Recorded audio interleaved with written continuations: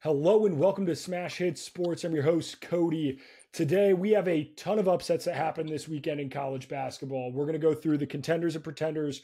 We have the first March Madness official top four seeds that, the selection committee released on Saturday. We're going to go through that. We're going to build a all-time college basketball player, so like shooting, passing, rebounding, whatever. And then we're going to go through this week's picks. And we'll recap last week. Some of us did better than others. Not going to name names. Just some of us did well, and then some of us did okay. But we'll get through all the action. Before we do, make sure you hit that like and follow, subscribe if you're listening to the audio version of the podcast, or YouTube, whatever. Make sure you subscribe and like wherever you're listening. Nick, let's get into it. News from last week that we didn't get a chance to talk about. Chris Holtman was fired at Ohio State. We'll talk about Ohio State a little bit later, like their actual performance, but this, and then DePaul fired their head coach, but obviously the Ohio State job's, a bigger job. What are your thoughts on this initial, we're starting to see some coaches really be on the hot seat? DePaul, Tony Stubblefield was fired, I think, that was a month ago, right? Yeah. I think. Yeah, he's been out for a while. Yeah. DePaul, Max Strus went there, and I didn't know who Max Strus was until last year, I aggressively watched college basketball, had no idea. So DePaul's just never been anything. I don't care. Ohio State, you get Chris Holtman, who was basically a lock to take his team to the tournament year in, year out, and then got Ohio State to a 2 seed in that 2021 tournament, and then just all of a sudden fell off and couldn't make any adjustments, had his team playing awful. I honestly was preaching they need to fire him for a while. It's him and Mike Woodson are the guys that I'm just like, you know what, and Juwan Howard, but that feels obvious. But yeah, all these Big Ten coaches, I think, needed to go, and Ohio State was the first one to bite the bullet, which I think is smart. And you did it right before you get your interim boost against Purdue, because the interim boost is real, Cody. You see it across. We talk about it in college football. It happens all the time in the NFL. That first game with your new head coach, somehow, some way, the entire team is just so motivated, and they go and win the game. And Ohio State beat Purdue. I shouldn't have been surprised. I feel like I should have put money on it, but I think Ohio State made the right decision. The question is, who is replacing him? Because the guys I'm seeing floated out there, I think, are a bit far-fetched.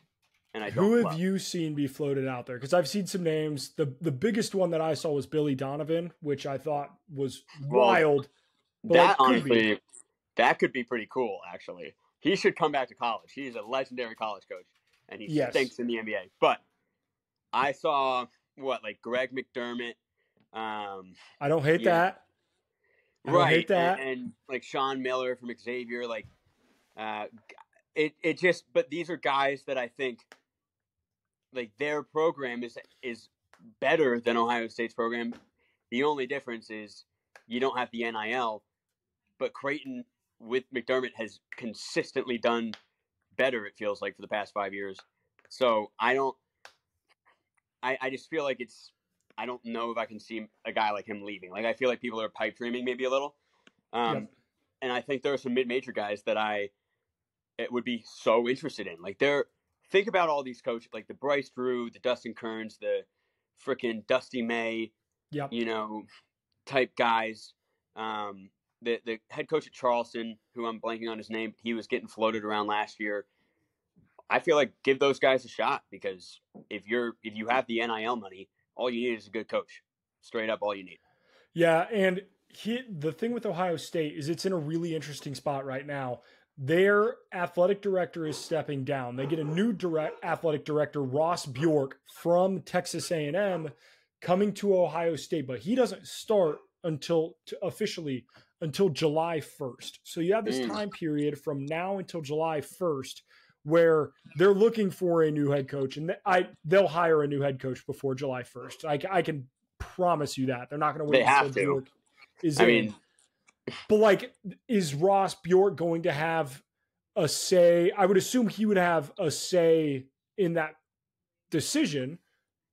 Yeah, like, you would assume so. how is that going to play out? Here's why I think Chris Holtman was fired now.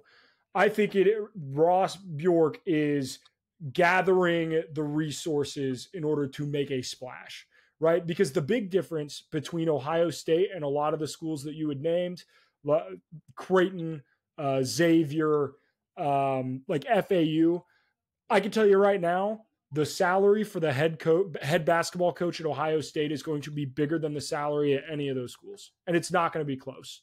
Like it's going to be multiple millions of dollars more, hundreds of thousands of dollars more than what it is at Creighton or FAU or whatever. So that you talked NIL, obviously a huge deal in the Big Ten, but I think it'll be really interesting to see who they get. I would love to see them make a big splash, because I like the Greg Oden, Mike Conley era of Ohio State was really fun to watch, and they haven't been like they had Keita Bates Diop, like, and he was you can go right, and like you can go back to like Jared Sullinger, yep. You know, and I think like Malachi Branham was an Ohio State guy, but those were a 2 seed. Sullinger was under Thad Matta. I don't know if Sullinger was like that was Aaron Kraft, Sullinger, and then like guys that I know their names, I just can't think of it right now. But those were some great teams. Again, it's Thad Matta, who low key maybe you bring back Thad Matta. Thad Matta is going to retire at Butler. I can promise you that. He's not going back to Ohio State, but it's funny that Ohio State could technically be like, I've seen discourse. I've seen some discourse that like we should do it. Yeah, and it's like, what? But yeah, you're definitely right that like right now, again, I could name it's Zed Key, Bruce Thornton, and then I don't really know the rest of the team. Again, I haven't been inclined to watch much Ohio State basketball or like follow it at all, but normally you're kind of like very well versed in Ohio State and their roster. Evan Turner was an Ohio State guy. Like they've had so many of these national player of the year. Exactly. So he's still alive, I think, in my bracket for best college basketball player of the 2010. So we'll have to see there. But I definitely agree that I think maybe a big splash makes sense. It's just some of the I don't know if I agree with some of the names, but someone like Billy Donovan, I think I actually like I endorse that fully. That would be awesome. He needs to come back to the college game. The Bulls, please. Who cares? He's fantastic in the college game. He's a great basketball mind. And it doesn't work in the NBA. So it really is truly completely different. And, you know, what's funny is Kevin Ollie was just an hour ago announced the interim head coach of the Nets, which I don't know if you saw that. Yeah, which is crazy. That's a college basketball guy who now we're going to see as a head coach in the NBA. I'm excited to see what happens there. I have no idea. Yep. Speaking of college coaches, Amir Abdur-Rahim at South Florida. So South Florida, I have been keyed into South Florida for a little bit for very selfish reasons. And that is because they are undefeated against the spread in conference play. A huge for my gambling picks. I've ridden USF in every conference game for the last like 6 or 7. They've been dominant. That being said, they pull off a massive win at home against FAU, and South Florida is in full control of the American Conference. Like Charlotte's 1 game back, but they now are 2 games up on FAU. They're 2 games up on Memphis. They have the head-to-head win against FAU now. Like this is USF is like the front runner to go dancing from the American League, which is crazy. First year head coach, like that's nuts. Yeah, and he brought Kennesaw State to the tournament last year. Yeah. And I don't know if you remember all. Was that? I think that was the first time in school history, wasn't it? Because they just moved to D1. The media was all saying like Kennesaw State has never made it, and I think 2 years before he was there, they were like the first team in decades to like win 0 games or something. Like they were like 0-26. Yeah. It was something crazy. And then everyone was saying this is insane to go to the tournament in just 2 years. Then he leaves, takes this USF job. No one's really talking about it because it's like, you know, they're projected to be like 7th in the AAC. He has them at 12-1 in conference play. That's unreal. And again, like SMU, Florida Atlantic, I think they're out of the race. I think it's a Charlotte, South Florida race. Memphis, which maybe, a Freudian slip from you because you'd assume they'd be up there, but they're 7-6 in conference play. They're freaking done. Really? Yeah. Wow. It's South Florida, Jesus. Charlotte, Florida Atlantic, SMU. UAB is actually 9-3 as well. So, okay. But I mean, I think we're at the tail end here, and South Florida, that at this point, if they win out and let's say they lose to FAU in the semis or something of the American Conference tournament, I think USF, if they go 17-1 in the AAC, you got to at-large them, right? Like if they just lose one more time and it's FAU, I think you have to at-large them, which is crazy because they, in December, I think had 3 or 4 losses in a row to some of the worst teams in college basketball. But now they're just picking up quad 1, quad 2, quad 1, quad 2, just left and right. Yep. So it's a crazy resume, but awesome. Abdur-Rahim's doing a fantastic job.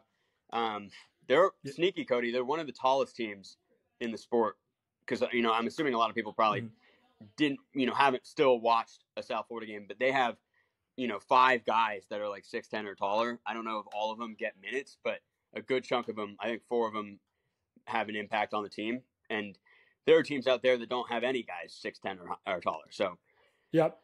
Could be a matchup disadvantage. They had a 5-game stretch where they lost to Central Michigan, then they beat UNI, and then they lost to Maine, Hofstra, and UMass in a 5-game stretch. And then I think they've lost like 1 time since.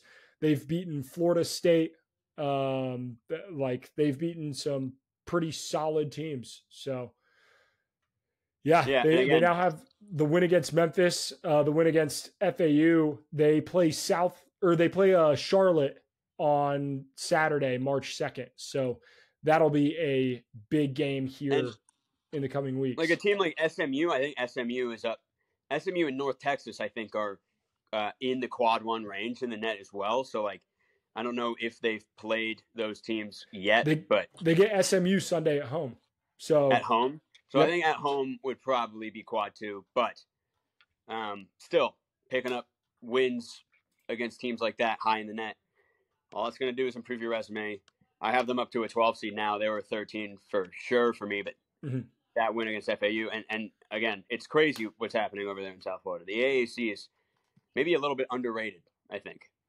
Yeah, they have been a conference that's been kind of shit on by the national media pretty much the whole year for just not being very good. But I think it's because the teams that we expected to be great weren't. I think it's just like FAU's losing to whoever, Tulane or whatever, and we're saying, oh my God, that just means FAU stinks. It doesn't mean the AAC is actually kind of sneaky good.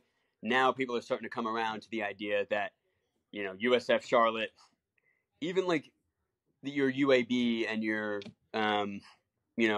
SMU, they're good ball clubs. UAB, Clemson only beat UAB by 1 early in the year. They got a good squad. Let's talk about good ball clubs. You sent me a text on Saturday saying that you are single-handedly taking Duke off of the fraud list. Mm-hmm. That's bold. That's bold. They were cemented on there, Cody. I'm not joining you in that. They're still on my fraud list. However, you've taken them off, and I want to know why. Is it really because they just beat the piss out of Florida State? That can't just be the reason, right? No, but listen, so they had that game against Clemson, and I was kind of like Duke's on the fraud watch before that because I saw them lose to Arkansas, and I saw them struggle against Louisville in the second half, lose to Pittsburgh at home. I'm kind of just like, all right, this Duke team is ranked 7th, but they in no way should be. And then they fucking pull a magic trick and beat Clemson. They absolutely should not have. And then lose to UNC in a game where they never stood a chance of winning. So I, right there, was like, okay, they're cemented on my fraud list because I've, thought it, and then they've proved it to me time and time again. But then, since then, they've covered the spread in 4 straight games. They go out, they beat Notre Dame by 18, take care of business. They beat Boston College by 15. They beat Wake Forest by 8. And then they go into Florida State and win by 9. And in all of those games, watching, it seems like they've figured something else out.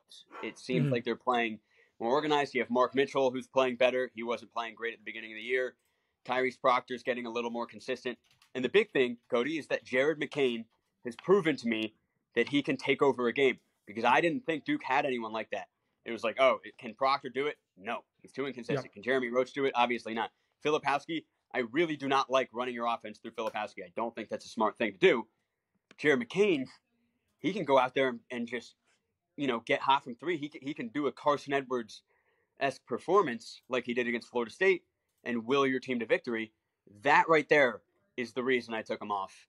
I really do think they're playing better ball. And by taking them off, I don't think that means that I have them as a contender to cut down the nets. But I had them on the list of, watch out, they might lose in the first round or a second round team. Now I think that I feel decently confident that this is a second weekend team. Final Four, I don't know, probably not for me, but second weekend team, and I think Jared McCain's coming out party was definitely a big reason why. Yeah, but you disagree, Cody. See, I don't disagree that much. I still am looking for a little bit outside of Filipowski and McCain. Roach is okay, but I still think that they need somebody to step up. But we'll see. Because Filipowski's he averages 17 and 8. The guy is a consistent, damn near double-double just about every game, but he's never going to be a 25, 30-point guy, especially when you get into the tournament. So I'm interested to see if McCain can, continue this success and be that guy. If he can, then I feel better about it. But I want to see it for more than just a couple of games against, I'm going to be honest, a lot of those teams that you just named that they covered the spread against are kind of dog water. So let me see against some of these better teams. So fair. Right? But you're still covering, right? Because we went through Duke, struggling against the dog water teams to now doing what they're supposed to do against the dog water teams. But this is my final point. This is what I'll say. I'll stand on this ground. If Duke goes into the tournament with Kyle Filipowski as their best player, I don't think they're going to do well. But if they go into the tournament with Jared McCain as their best player, or Proctor, probably McCain, then I think they can absolutely do well. I stand my ground on that. I really don't think you can have a post up, play through a big kind of run. I not with this Duke team. I don't see it with Filipowski. So that's fair. Let's talk about a team. Not only have we shit on this team, but everybody shit on this team, and it's the Kentucky Wildcats. And then they went out and they held Auburn to 59 points in the jungle. And Coach Cal gets up on the podium after the game and he goes, "Oh, I guess I suck as a head coach, huh? I guess I'm just not any good at this job, huh?" In a weekend after there were 7 Kentucky Wildcats who played in the NBA All-Star game, he just went and put his dick on the table and said, "Hey, Bruce Pearl, suck it." And God damn it, this Kentucky team, if I only watched this Kentucky game all year, I would be back in Final Four. They're doing it. Reed Shepherd, absolute dog. Dillingham, this team is great. They're incredible. The problem is the same guys who are holding Auburn to 59 are letting Tennessee put up a hundo. And I can't wrap my brain around it. However, I'm willing to say that Kentucky is moving. I think they might have turned the corner a little bit. I don't think they fixed it, but I think they've put some Band-Aids on their wounds a little bit, and I think they may be headed in the right direction. Listen, Auburn, so I have a good amount of thoughts here. I'll just rip through them. Auburn lost Jalen Williams in that game to what looks like a pretty bad injury. Yeah, probably the second best player.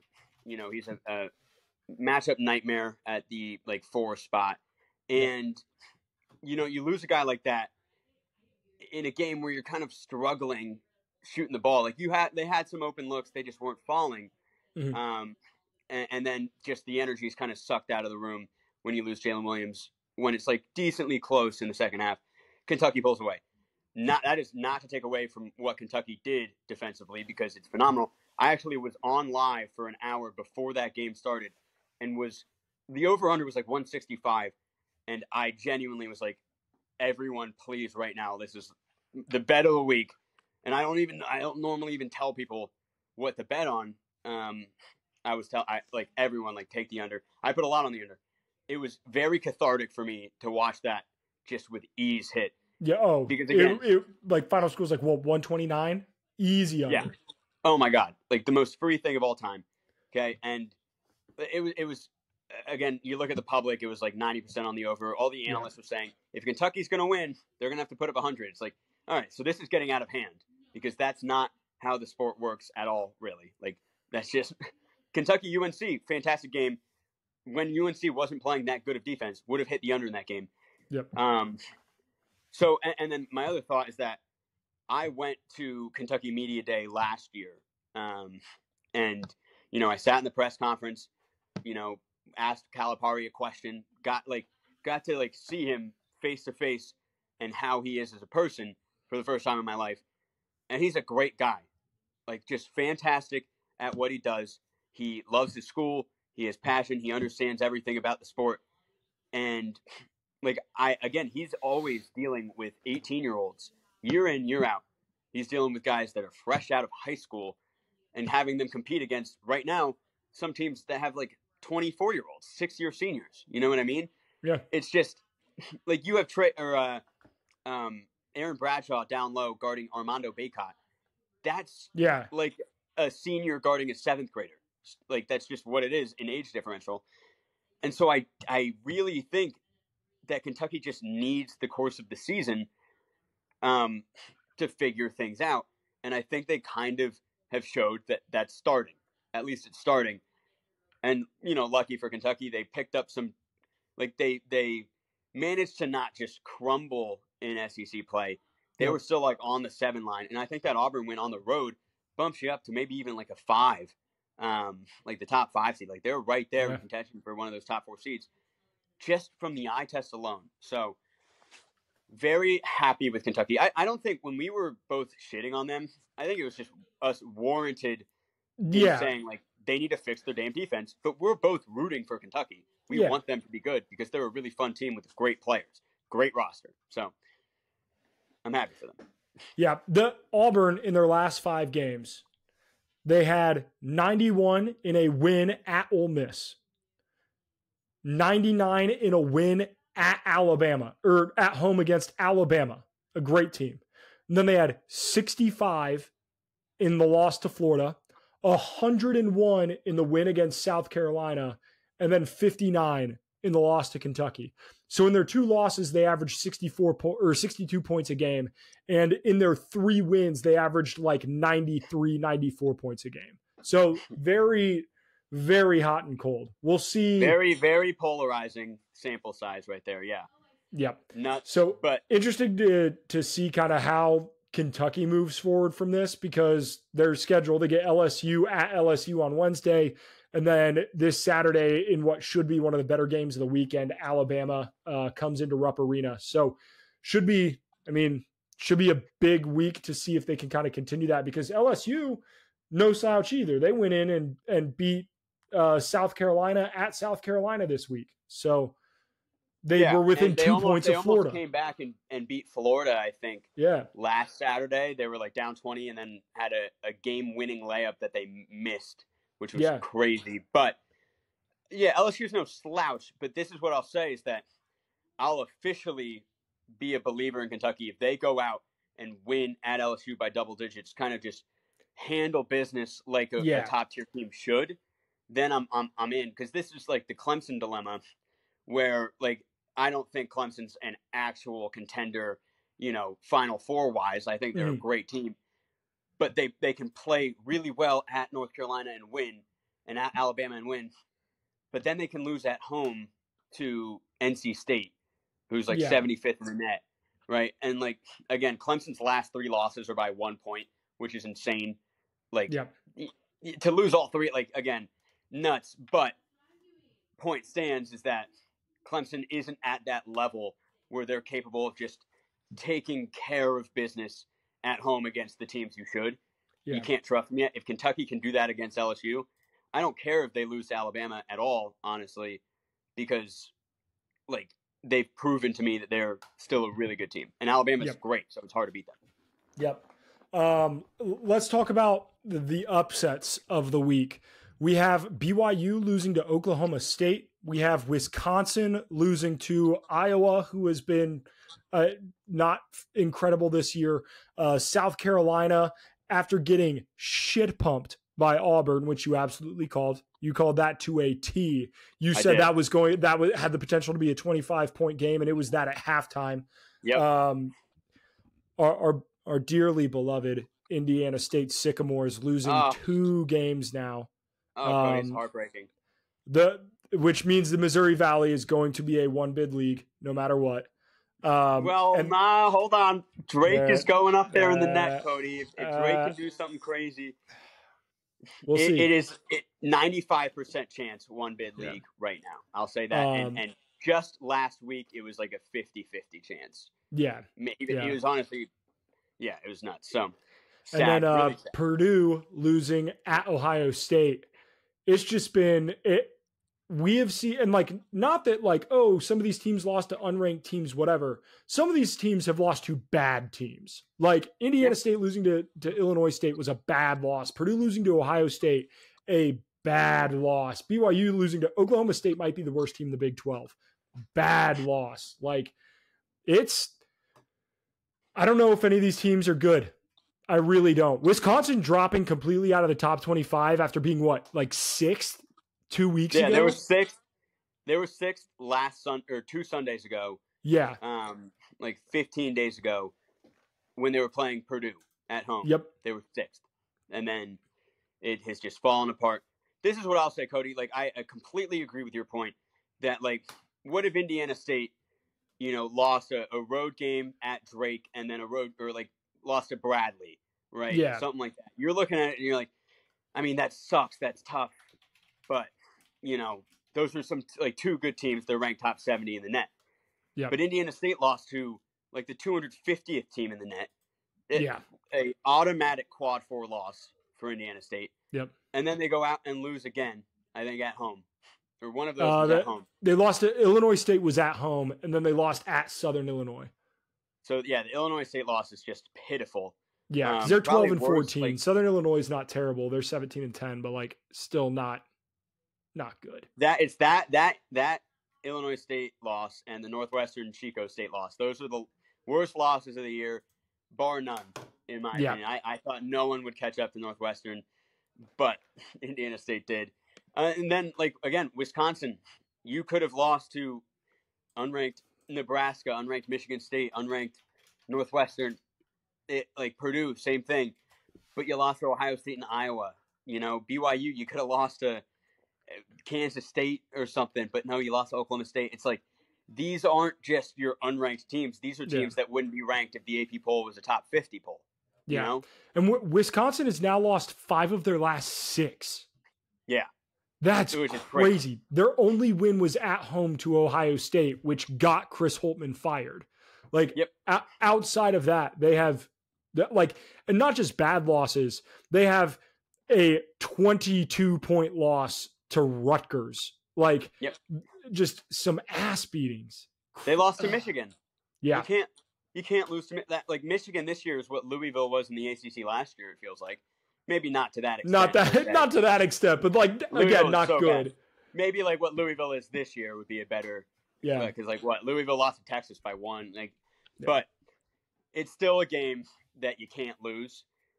And the fact that they were still ranked in that top 4 was surprising to me. I knew they'd be close, but I was definitely surprised, at how little it seems like losing is actually valued at this point in the season. It's you've already kind of built your resume.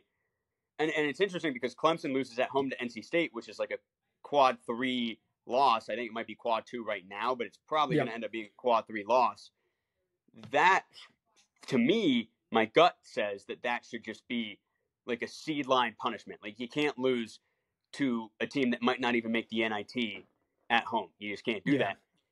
But there are guys that are Clemson actually moved up, took over Wisconsin's spot. Or Clemson completely stayed on the 5 line. And it was fascinating to me. But I guess it's nice as a fan of a team who's kind of up there that, like, even if they went on a Wisconsin-esque run and lost 5 out of 6, they're probably like a 9 seed. They're probably fine. They're in the tournament still. So it's nuts to me, but it's just how it is. Let's talk about the bracket preview that came out Saturday. So this is as of February 17th. It came out. I took the screenshot at 1 o'clock in the afternoon. So it came out essentially before the Saturday games had been played. But that being said, this is the bracket preview as of right now. Nick, stop me when you get to a team that like you feel impassioned about where they are. So the 1 seeds, Purdue, UConn, Houston, and Arizona. That's exactly how we had it when we talked about the podcast last week. So I don't really, no really major discrepancies there. Yeah, I think everyone kind of had that. Yeah. Yep. The 2 seeds I do find pretty interesting. So Tennessee at 2, North Carolina at 2. North Carolina was the first 2 as well. Yep. Kansas and Marquette, which UConn whooped Marquette at UConn. Yeah. They dropped 1 spot in the AP poll. They're down to 7 now. Like I bad game, whatever, move on. Like I'm not as down. Like I'm not super down on that. It was kind of a weird game. It like watching it, it felt like, one, obviously they didn't have the height. Yeah. Which I don't think I considered at all. I think I picked Marquette in our pick'em. You did. But like Iguodaro at 6'8", 6'9", going up against Klingon yeah. at 7'4", and just like you have to double Klingon, so the offensive rebounds are just a free for all. UConn had more offensive rebounds than Marquette had defensive rebounds. Yeah, which is crazy. Insane. I've never seen that in my life. So that right there. But there was also, Marquette had so many wide open shots that weren't even close to going in. It kind of looked like they were just like, let's play as bad as we can challenge. They also definitely, like, the energy in there. I don't want to say like, oh, the refs were terrible. Like, there was no like blown calls or anything, but it was just such a physical game, and the refs were swallowing their whistle. Yeah. And UConn's the more physical team, right? Like, yeah, it was a different. The play call went to their style of game for sure. 100% immediately with the energy of being at home. If it was like the Big 12 refs, you're probably like Marquette is in the bonus with 11 minutes left in the first half, shooting free throws. The confidence is back up because it was a close game until around there. Yeah. And then it just kind of was just like learned helplessness from Marquette, where it's like, well, if we're not going to get any calls when we're getting like chested, at the free throw line on a drive, and no one can make a shot, and we can't get a rebound, why are we even trying? And so they kind of stopped trying, and then the score looked insane. But I don't want to, like, the only thing I'll do is say that I don't think Marquette can win it all with that problem in size. But I don't think that Marquette's like this terrible team that's a lock to lose to a 7 seed in the second round. No way. They're still really freaking good, and that was just a weird game. Yep, I'll agree. The 3 line, Iowa State at the 3 line, I think you could really have a good argument for them at the 2 now. Obviously, hindsight is 2020. This came out Saturday morning, but like them beating Texas Tech, like a phenomenal win at home for this Iowa State squad. Otzelberger, he needs to get more credit, man. We talked about it in our coaches draft, but he's my coach of the year right now, Cody. Genuinely. Damn fantastic what he's doing. Tonight's game against Houston, is easily the most excited I've been for a game, because this is basically the 2 Goliaths of blitzing on ball screens and sticky hands and switching every screen, like just the most aggressive defense of all time. They're going against each other. I cannot wait. Yeah, it's going to be, which will lead to some fast break opportunities and all sorts of shit. Oh my God. This will be a very like exciting game. Jamal Shed, who is maybe the best perimeter defender I've seen ever in my life at all levels, is just playing at an unreal level.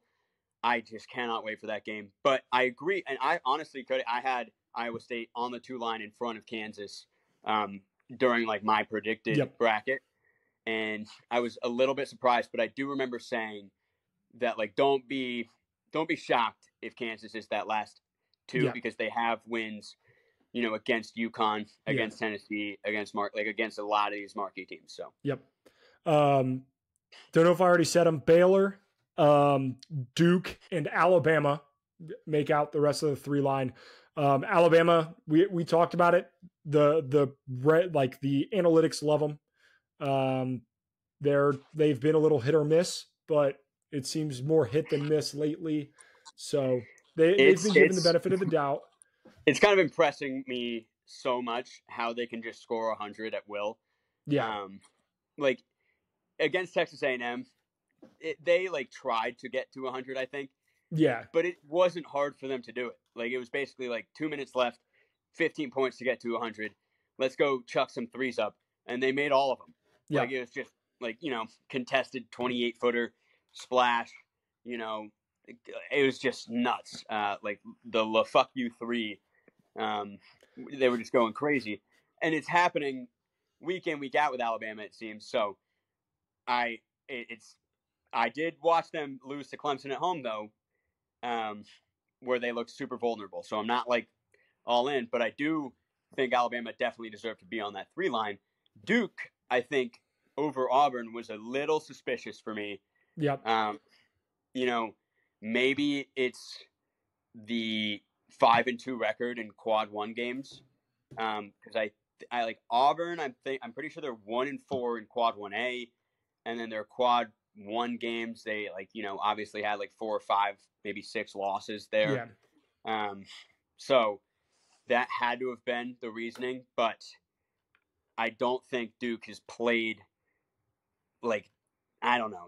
Those two, I definitely would have had Auburn ahead, but now it makes sense that Duke's a 3. It's just as of Saturday morning. Yeah. That was surprising to me. That's fair. The other 4, so we talked Auburn, Illinois at 4. Wisconsin is at 4 in this. They are no longer, they're not sniffing 4. Who did you say with Creighton? Creighton should be 4. Creighton or Dayton at this point are the only 2 teams I think that would take that spot if they released another one today, and I think it'd be Creighton. And then you were at that game. Yeah. Baylor Shireman is unbelievably impressive. There is nobody like the way that he controls a basketball game without touching the ball is unbelievable. As a forward, they haven't listed as a guard, but like he does everything for them. The way he moves and cuts off of the ball, the way that he sets up his teammates, even without the way that he moves offensively in order to be in the right spots, to allow Kalkbrenner to work, to allow it was beautiful basketball. Like he plays a beautiful style of basketball. And then he's super efficient when he did get the ball. I think he had 27 and 10 on 70% from the field. It was outstanding. That being said, game was close at half, Cody. Yeah, it was a 2-point game at half, and they won by 22. Creighton just pulled away heavily. Very impressive. So that gets you on the 4-seed line. The other he played 40 minutes. He played all 40 minutes. Insane. Nuts. And then the other 4s, or the last 4, San Diego State has kind of pulled away as the best team in the Mountain West. So I don't disagray with that. I think there are a couple other teams that you could tentatively slide into that spot, but I think San Diego State. It's tough because I think it makes a lot of sense. And when I did my prediction, I did it before that late night Friday game. Yeah. Where San Diego State, beat New Mexico pretty handedly. Yeah, that was a whooping. I think that, quad 1 win right there, definitely puts them on the 4 line 100%. But before that, I thought maybe it could have been close. It could have been Creighton, Clemson instead of Wisconsin, San Diego State. Yep. San Diego State's fantastic. They also have a weird loss. I'm trying to remember who. Okay, no. So they have a Grand Canyon loss, which is not a weird loss because Grand Canyon's really good. Yeah. But they also needed a last second heroics at home to beat UC Irvine. Which again, UC Irvine tournament team probably. but we've seen them be shady. They beat San Jose State only by 3. Like, I was just kind of like, are we sure about San Diego State? But they're playing pretty well right now. Especially that Colorado State game. Yeah. When they were down and they held Colorado State to 11 points in the second half. Yeah. 11 points. Tremendous. Yeah, I mean, Brian Dutcher's a hell of a coach. He's a hell of a coach. Imagine, Cody, if the first half score, like the halftime score, was 42-11 in like a ranked match. Yeah. That would be crazy. So bonkers. But it was the second half, so no one's talking about it. But it was crazy. So yeah, they deserve to be there. Yeah, all around, I don't think they really screwed it up that much. But I do think we can segue into kind of just like out of those 16 teams that we named, and if you want to put Creighton in over Wisconsin, yeah, I'm fine with that. We'll do that. Out of those 16 teams, give me 3 teams that you think could be pretenders and 3 that you really think are contenders. Honestly, give me 2. I'll give 1 of each. But okay, yeah, so start. My 2 contenders. I don't want to give the obvious. I do think Purdue and UConn are contenders, but I'll give 2 teams that are not Purdue and UConn. I think North Carolina is a contender. I understand that it's been a tough week for them. However, or tough 2 weeks. I do still think that North Carolina is a contender in this. And then Tennessee. Tennessee has a guy finally where when the shit gets tough, they can give the ball to him and hope to get a bucket. And that is it. That is in Dalton Connect. So those are my 2, like I still believe absolutely are contenders. Nick, give me your contender. Yeah, if I had to pick one out of the crop here, it's tricky. And I kind of want to be a little bold and not go with like a 1, but I don't know. You know what I'm going to say, Cody? I'll say I think Illinois has the potential to do it. Out of the 4 seeds, Creighton was almost in the Final Four last year. I'm not quite bought in yet. San Diego State, they can get anemic on offense. And then obviously, like Auburn without Jalen Williams, remains to be seen what that's going to look like. Nor do I think they were a contender before that. But Illinois, the only flaw I really think they have is that they don't have a true point guard, like at all. They don't have one on the roster. So it's kind of like Terrence Shannon, even like Coleman Hawkins will bring up the ball sometimes, Domask. But what I love about them is they can switch everything. They're probably the best at that in all of college basketball. And, in the ball screen era that is college basketball, where you see it so often, you have some teams blitzing, some teams like Creighton's doing deep drop coverage. Yep. Illinois doesn't have to worry about any of that. You can just switch and, have Coleman Hawkins guard Kalkbrenner and have Shannon guard who, it doesn't matter. So I love that about them. And then I think they have 2 of like the top 10 to 15 scorers in college basketball this year. Not a lot of teams can say that. But when you have TSJ and Domask who can get lights out hot, take over a basketball game, you're underrated on defense. They beat Maryland for the first time in 11 years. And the last time they did, they were like a really, really high seed. I don't know. I think if we're going to see maybe a Brad Underwood run that we haven't seen in a while, this is the year. All right. This might sound wrong, but I think them losing Terrence Shannon for a little bit was good for this Illinois team because it like that was Damask's coming out party. Like that he had to be the guy and he showed that he could be, which is great when you have multiple guys who can get you a bucket. Against FAU, that was when I was like jaw on the floor. How is this? Like, who is this guy? Holy shit! And then obviously he's continued it on. All right, give me 2 pretenders, Cody. My 2 pretenders. I'm going to go with Alabama. I think there are nights where they put up 100 points with ease, and there are nights where when they don't put up 100 points, that defense doesn't look outstanding. That I like Nate Oates. I think he's a good coach, but at the end of the day, there are some things that he does that I think is too analytical and too little basketball, if that makes sense. Yeah. So I'm putting Alabama in that pretender list, and then the Kansas Jayhawks. I don't. You don't even need to speak your truth. Yeah. I've been on it. I'm speaking my truth. I just don't think that they are as good as some of these Kansas teams we've seen in the past. Not even close. I'm not going to bet against Bill Self because, like, at the end of the day, it is Bill Self. But I'm not a believer in this Kansas team. And I mean, again, at the end of the day, Bill Self has proven he can do it, but he also has proven that he loves exiting the tournament in the second round, right? Like that's a Bill Self staple still. So yeah, I'm kind of with you there. I'm going to throw out a bold one for you here, Cody, on the pretenders list.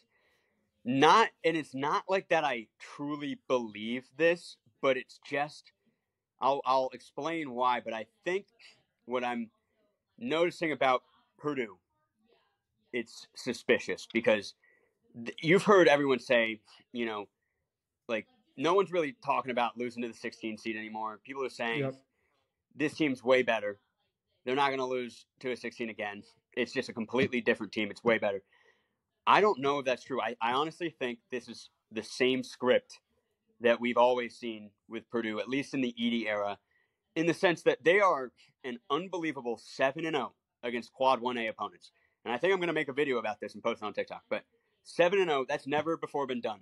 Gonzaga went undefeated in the regular season. They went 6-0. Kentucky, undefeated in the regular season, 4-0 against Quad 1A. Purdue is already at 7-0. That's nuts. So it's clear that they can beat the best of the best of the best, but it's also very clear that they can't beat the pretty good, the fine, that like they're okay. Like the Nebraskas, the Ohio States, the teams that if you're that good against the best of the best of the best, what the hell is going on against these teams that aren't, right? And you might think, okay, that's just this one season. But you look back at every season when they're great against the best of the best of the best, they lost to North Texas in 2021 in the first round, 13 seed North Texas, when they were fantastic against good competition, and then they go and lose to a 13 seed. The next year, they were gifted the easiest path to the Final Four from the second weekend on.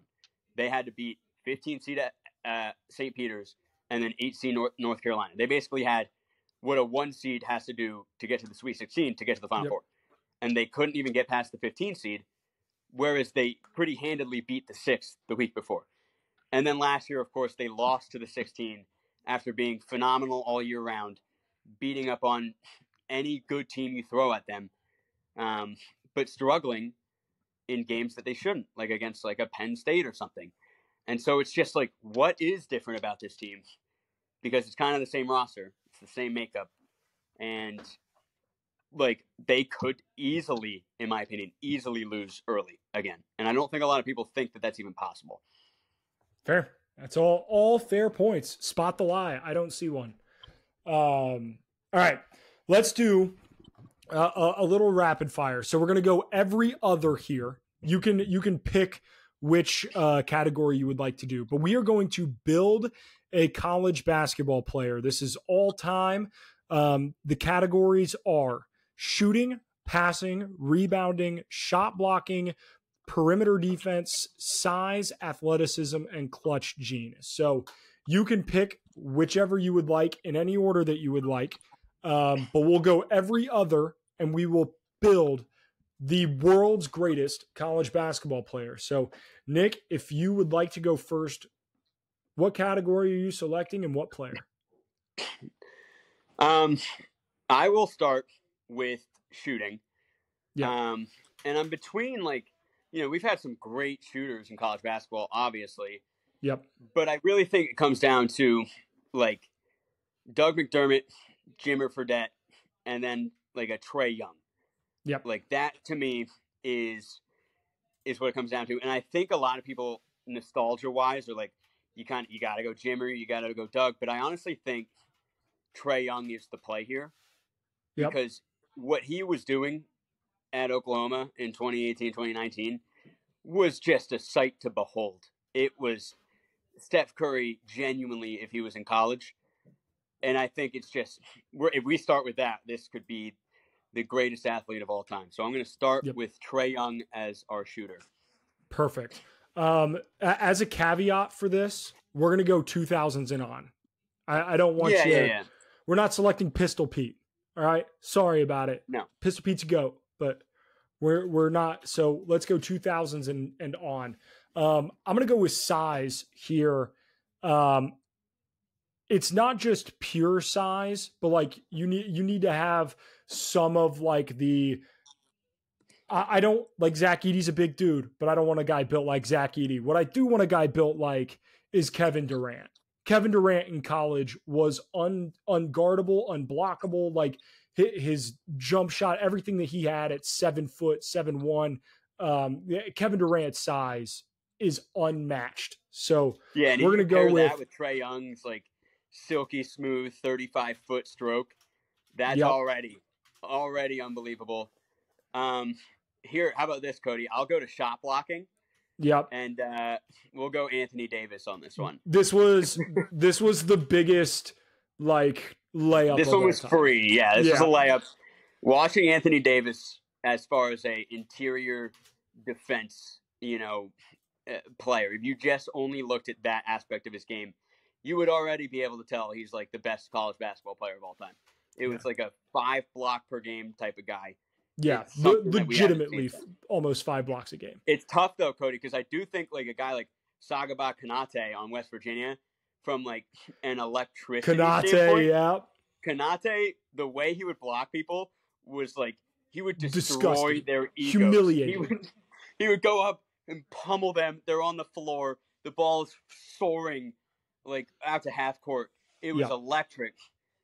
But you can't deny just having a 7'5" wingspan. You just can't do that. So it's Anthony Davis, but almost Sagaba. If you have not watched Konate's block highlights, it's outstanding. Genuinely look it up against Kansas. The block montage against Kansas. Oh yeah, didn't he have like a double-double or a triple-double with blocks? I'm pretty sure he had 10 in that game. I don't remember, but I know that in the first 10 minutes of that game, he had 5 blocks. I wish we could play the clip right now.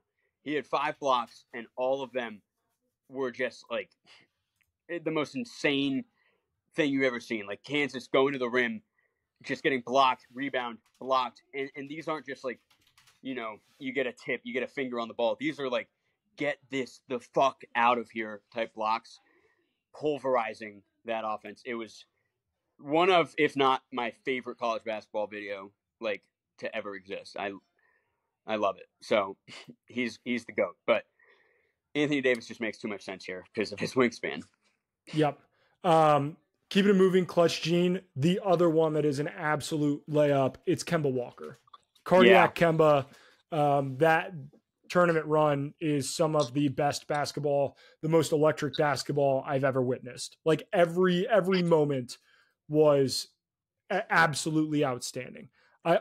There are a lot of guys that you could go with there, but I don't think any are as legacy-wise, if you were just to pick that based on one play, the answer is Kemba Walker. It's a layup. And cardiac Kemba, step back, 111 games in a row, unbelievable. But I do agree that you could go back to Kyle Guy, who just kind of was clutch in a less flashy way, nailing a 3 and then 3 free throws to go to the championship game on the biggest stage. Like there've been a lot of clutch players. But Kemba Walker, legacy-wise, it makes too much sense. We'll go to passing, and I'm going to go with Marquise Noel. We'll go back 1 year and go Marquise Noel, who put up 20 assist game. 20 assists against Michigan State. And, small guy, but, again, we have the size of Kevin Durant. We don't have to worry about that. So, basically, we just have a guy who can pull it. You're going to have to guard him out on the perimeter. He's just going to be able to do some flashy, crazy shit passing the ball. Unbelievable. All right. I'm going to go rebounding, and I'm going to go with one of the most prolific rebounders we've ever seen. the guy was not a 7-footer. He was not some giant dude with a crazy wingspan. He just wanted every single basketball more than the other team did. That is the manimal, Kenneth Faried. Oh, wow. I like Kenneth that Faried pick, was insane on the boards, dude. He was. There was never a 50-50 ball with him. It was 100% going to be his every time. Yeah, Kenneth Faried. That's honestly, I didn't know who to expect on that one. But I love that. All right, we have two more. I'm between, like, I feel like athleticism is kind of a layup. But I'm going to go perimeter defense, and I don't love that I'm like having this I don't want people to be like, oh, recency bias, but genuinely, and I said it earlier, Jamal Shead is the best perimeter defender I've ever seen play college basketball. You put him up against, like, Davion Mitchell was fantastic at Baylor. Like, guys like Aaron Kraft were nuts. You've had a bunch of great perimeter defenders. Jamal Shead, watch his defensive highlights, or just watch the Houston game highlights from tonight. We're going to put this out tomorrow, but I guarantee you he's going to do stuff that makes your jaw drop to the floor. It is insane how good he is as a guard defender. Nuts. Yep. Athleticism, I don't know if this is a layup. It might be. There are a couple guys that I considered here. I considered John Wall. John Wall was an unbelievable, like, just athletic freak. However, there's only one man that got Obama and LeBron James to show up courtside to his games in order to watch him. I have no idea. This man blew out his shoes. He was such an athlete. Okay, he was doing 360 dunks and just tomahawk jams like you could not believe. Give me Zion Williamson. That is exactly who I would have picked. I was for athleticism. I was honestly hoping you would go there. Obviously, you go like John Morant is almost up there as well. John Morant was crazy. But if we're building the best, I mean, Zion, you just have to go Zion athleticism wise. Like, it is just insane. The ability. This is what shocked me the most when we were watching him in college. Is he would jump, maybe miss a layup, land, and then jump again higher than he did the first time immediately. Just one motion, like off his tippy toes, and like put back dunk. Stuff that you shouldn't be able to do. Nuts. So that's our guy. We'll post a graphic. It'll look elite. We're just going to combine all of these guys into one person. I'm excited to see your skills on that. Yeah. All right. So we will go into our game preview. You want to do the pick update or the record update? So pick update. Nick, you started out 1-5 this week. I did, Cody. But you rallied. You rallied hard. You're at 8-8. Somehow, I think 2 weeks in a row, I think I've done that. Crazy. I had a big bounce back week. After going 6-10 last week, I went 10-6 this week. I needed this. I needed to come back, so that shortened the gap between us. You're at 66-46. I'm at 64-48. So you've still got a 2-game lead, but I feel pretty good about this. Headed into this week, a lot of big games. We are a little more similar than we have been in weeks past, but we pick these games, and it's not like we don't plan these out in advance. We blindly pick, and when we're different on a lot of games, it's true chance that happens, and that shows you the parity of college basketball, that two guys that know ball could differ on 10 out of 16 games in a week. But a little regression to the mean, we don't differ as much. It's still going to be a great slate, obviously. Yep. So Tuesday, a lot of great games on Tuesday. Butler at Villanova. We both have Butler. I think they bounce back a little bit. I'm not a huge Villanova fan. I think Kyle Neptune's he's not the guy. UConn exactly how I feel. UConn at Creighton is going to be a phenomenal game. It's at Creighton. I like UConn here. I think after having watched Kalkbrenner, I think Donovan Clingan is going to bully him a little bit, make him uncomfortable. And for that reason, I like UConn. We'll see, though. If Shireman takes over this game, then whatever. But give me UConn in this one. Cody, I agree. I think this is going to be a phenomenal game. I honestly don't know if Clingan has enough bully juice in him to worry me that much in that sense, because Kalkbrenner is still a great rim protector. I think he had 5 blocks in that game against Butler that you were at. And he altered every shot within 10 foot of the rim. Every single one. That's his game right there, right? So it's a tougher beast when the guy's taller than you that you're going against, which doesn't happen to Kalkbrenner much. And this is at Creighton. So, like, everything in me, I'm going to be rooting for Creighton heavily. But UConn has done nothing to prove to me that they are even going to find themselves in another close game to end the season. Like, they are just kind of going out there, bulldozing their opponents, playing with a confidence that no other team has in college basketball right now. No one has anywhere close to the confidence they have. Yep. Maybe like an Iowa State right now. But I just can't pick against UConn, even though I think Creighton technically matches up pretty well. It's just I can't do it. Yep. They could win this game by 15 points. Like, I hope not, but they could. Yep. TCU at Texas Tech should be a really interesting game. We've talked about Grant McCaslin before, but like, he's coaching his ass off at Texas Tech. Jameer Nelson Jr. with a clutch ass play on Saturday to win that game. Shades of his father, just unbelievable. So this should be a really good game. I have TCU, but like coin flip. Listen, first of all, that Jameer Nelson shot was nails. That was onions double order, as Raftery would say. Because again, you're like falling off balance, not in rhythm, clutch pressure moment, 2 hands in your face, behind the 3-point line, nothing but water. Like, it was just on the road as well to silence the crowd. That win for TCU, like, I think TCU was pretty close to being a tournament shoe-in because, again, the Big 12 is so hard to play in the Big 12. But going at Kansas State, getting the job done, I think that solidifies TCU for me. I think I moved them up to a 7. Maybe they're like the last or the first 8. But it's great for TCU fans to feel maybe a sense of security for the first time since you knocked off like Houston and you thought you were on top of the world. But that being said, I still am a huge Texas Tech fan, and I think at Texas Tech, it's a really tough place to play going into Lubbock. You got Grant McCaslin.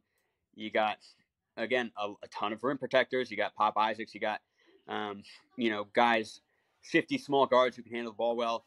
I don't think it matches up really that well for TCU, so I'm going Texas Tech. That's fair. Baylor at BYU. I think BYU's starting to slide a little bit, and I think I think Scott Drew kind of has his team whipped up into shape. They're going opposite directions right now. Yeah, they're a little younger, so I'm taking Baylor. I know that I've been a little bit of a Baylor hater because I called them soft, but I do think they've kind of toughened up a little bit. So I'm taking Baylor against BYU. Are they off your fraud list? Or are they? I know they're on your no bet list. But they are still on my no bet list. They're off my fraud list though. Okay, yeah. So I'm still waiting a little bit on Baylor. What they did against Oklahoma is they played a perfect basketball game. So that pretty much made me, they're like, all they have to do is play close against BYU, honestly, and they're off the fraud list for me. But I still think I'm not sure quite yet, and I think BYU is reeling and could use a win, and it's really tough to win at BYU, so I'm going with BYU. Yep, they are great at home. San Diego State at Utah State. We both have San Diego State here. They've just been playing better basketball. I don't think it's... Yeah, it's tough because like Mountain West on the road. Yeah. Normally, like the home team is just free, but I watched Utah State play against Wyoming. I think it might have been like last Wednesday or something. Yep. It was the Mountain West after dark, so it was like 1 a.m. And it was a close game, and I just wasn't like, you can tell such a massive difference between watching Utah State play, who was ranked at the time, and watching a team like Texas Tech, who's ranked around them, or like, any of these insane defensive teams in the Big 12. It's just like night and day. And San Diego State reminds me a lot of those Big 12 teams. So it's hard for me to imagine a Utah State win when I think about that. But obviously, it's college basketball. But I am joining you on San Diego State. Yep. Florida at Alabama, a ranked SEC matchup. I like Alabama here. I just think they're a more talented team. NATO's at home. Like, we'll see. Yeah, I mean, I think this one is just strictly, this is the at-home pick for me. Like, it's the straight up, because they're at home, I'm going Alabama. If it was flipped, I would probably be going Florida. Because I am pretty high on Florida, but it's not. So, yep. Ole Miss at Mississippi State, the Egg Bowl, but make it basketball. I have Ole Miss here. You have Mississippi State. Mississippi State's one of the best defensive teams in the country. This game legitimately could end up like 56-54, and I wouldn't be shocked. Which is funny because their first they matched up earlier. It was like 85-83. Yeah, but I agree with you. But it's also just crazy that that can happen. Yep, I'm going to take Ole Miss and Chris Beard here. I think Ole Miss needs a couple solid wins here to make their way into like feeling comfortable about the tournament. And going into Mississippi State and getting one would be huge. Yeah. And they've, beat Mississippi State before. That game was phenomenal, but Ole Miss was winning, kind of the whole way out. I do think this is like, we underrate the value of rivalry games in college basketball sometimes. And this is like a massive rivalry in the state of Mississippi. And I think a lot of people are like, okay, this is just your standard SEC bubble team matchup, which, to be fair, I have both these teams in the play-in game right now. So this game matters a lot to both.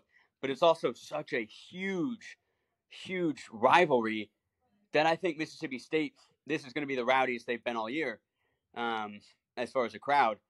And for that reason, I'm going to have to go with Mississippi State. Yep. Don't hate that logic one bit. Colorado State at New Mexico. We both have New Mexico here. It's so hard to win in the pit. They also, they kind of got their ass beat a little bit by San Diego State Friday night. So I think they need a bounce back here. And I think they get it at home. Colorado State's a good team. They're going to give them hell, but I'm riding with the Lobos.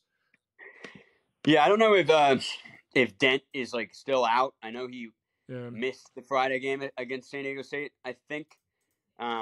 So if he is, like if it was an actual injury, honestly, yeah, it'd be nice to know that. Because if he is, I actually think I go Colorado State. But if not, I'm going New Mexico just because the guard plays unreal when he's playing. So looking up, I'm seeing that there's a chance that he plays. It just kind of depends on how he feels because it's a quad injury. So yeah, I guess it's just too far out. But you know what? I'll go with New Mexico. Let's just assume he plays. So hard to win in the pit. Yep. Washington State at Arizona. Washington State, congratulations on being ranked. I think you're going to find out how fucking good Arizona is. You're going to get the best of Arizona, I think. Now that you're ranked, you're going to get their very best. At home, like, this is going to be... Cody, when's the last time a Pac-12 team was ranked this season? Like, when? I don't know. USC at the beginning of the year? USC at the beginning of the year. Was Colorado ever ranked at one point? I don't think they were ever ranked. At the beginning of the year, probably. It's been a long time since Arizona has seen a number next to a team on their schedule. Well, we said they legitimately could have gone the rest of the season like 2 weeks ago without playing a ranked opponent. So this is I think this crazy. fires them up, I think. So, but I don't want to sleep on Washington State. Like, if Washington State loses this game by 20, I still think Washington State is a really, really good team, like sleeper deep into the second weekend. Yep. Moving on to the Saturday slate, great slate of games. Houston at Baylor is going to be outstanding. I'm taking Houston just because I think if the way that they put pressure on the guards, if they can hurry up Baylor's young guards, I think that gives them a hell of an advantage. So I'm taking Houston. Looks like you are as well. Yeah, I am taking Houston. Again, this Houston team is kind of like a spitting image of that Baylor team that won it all, 2021, 2022. And if you were to compare this Baylor team to that Baylor team, any Baylor fan would say, well, this Baylor team's not really that close. So they have to go against their old selves. I don't care if it's home or away, really. I don't know if they've played already this year. My gut says no. But I'm going to go with Houston. I think I think Houston is so good, man. They're just so good defensively. It's insane. It's so fun to watch. And they have not played already this year. This is their only matchup of the season. So a huge game in terms of the Big 12. Duke at Wake Forest. This is Wake Forest needs this one. They need this one. But I'm taking Duke because you convinced me to believe in them. So I'm sure you're taking Duke, right? No, because I also believe in Wake Forest. And we saw Wake Forest just, I think, 10 days ago, go into Duke, and they weren't really that close to winning, which is, again, part of my reason that I believe in Duke. But now Wake Forest loses that game. They lose to Virginia.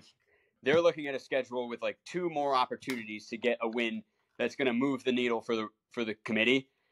And you get this one at home. The other one's Clemson on the road. You have to win this. Maybe the pressure is going to be too much, but this is one of the most pressured stakes games of the year, because Wake Forest genuinely, from a predictive metrics and where they are in the net and everything like that, they're one big win like this away from being a safe 10 seed. But right now, they're kind of right outside the tournament because they just do not have any of those wins. So need it so bad. I have to pick Wake Forest.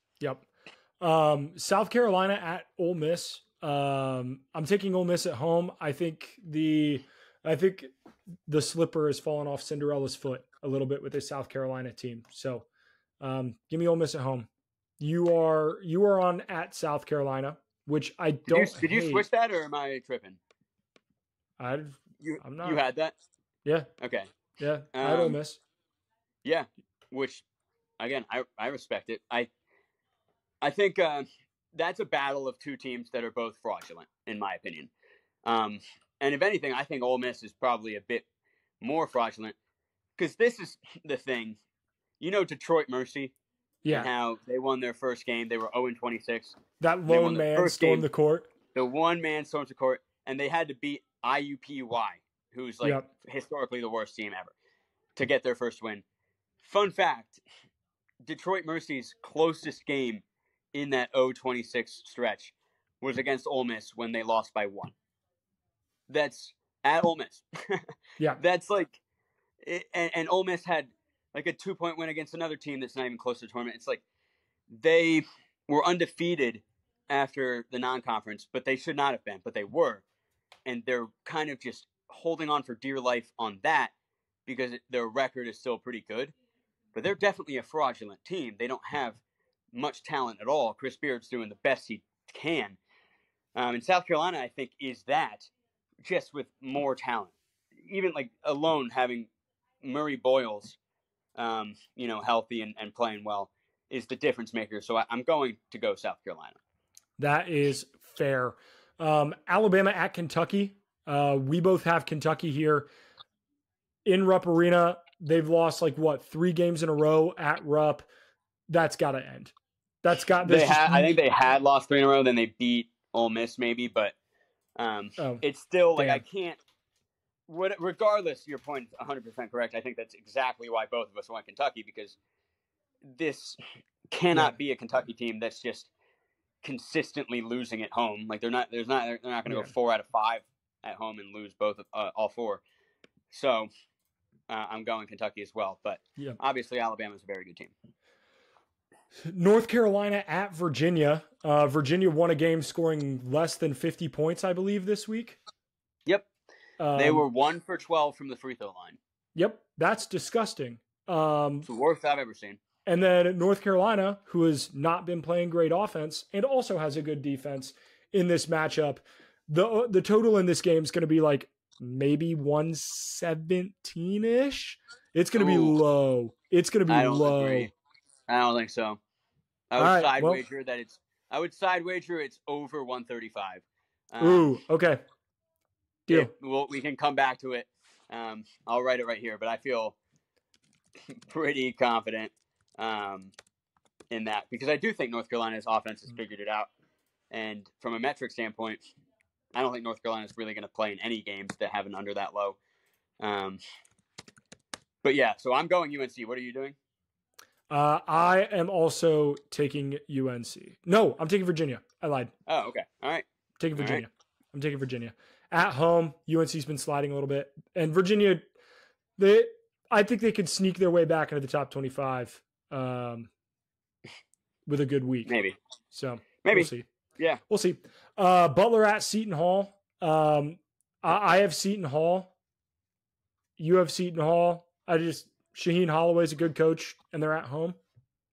Yeah, I mean, yesterday in the battle of the desperate bubble teams, kind of like the Ole Miss Mississippi State game that we're going to see on Wednesday, we saw that version, but the Big East version on Sunday, Seton Hall at St. John's, and Seton Hall won by 6 on the road as like a really hefty underdog somehow, which they just continue to exceed expectations and exceed the talent that they have.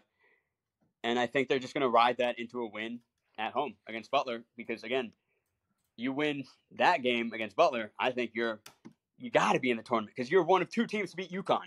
So It's crazy to me that they're still very much on the bubble, but metrics don't lie.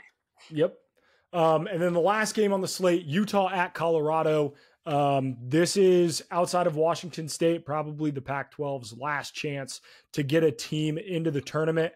Colorado coming off a pretty bad loss to USC, so we'll see what we get here. But yeah, this game, I think whoever loses this game, you're out. You're done. You're toast.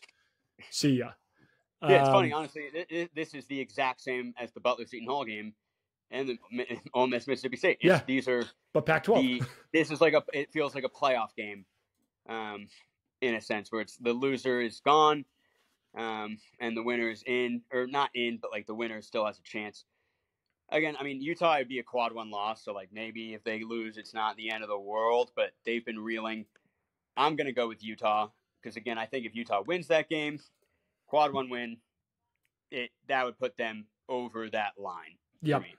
And I am going Utah as well. As always, that is the show. If you guys want to see all of our social media content, the graphics from the show today, I'm going to be putting out more clips. I think I found a new little software I'm going to play around with this week. So hopefully we can get a couple more clips out there of the podcast on the socials. So make sure you follow us there. Nick During the Day on Instagram, TikTok, Twitter is Nick Bateman 33. I'm Smash Hit Sports everywhere. Thank you guys for listening, and we will see you in the next one.